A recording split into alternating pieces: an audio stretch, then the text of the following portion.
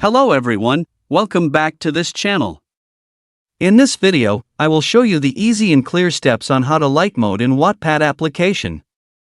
So how to light mode in Wattpad application? Make sure you keep watching this video until the end. Let's get started right away. Firstly, open the Wattpad app on your Android device. This is the initial screen of the Wattpad app. Next, tap the profile icon at the top right of the screen. And a menu like this will appear. Tap the settings menu at the top right of the screen. Tap dark mode. And tap off. So that's it, tutorial how to light mode in Wattpad application. Thank you for watching. I hope this video was helpful. See you in the next video.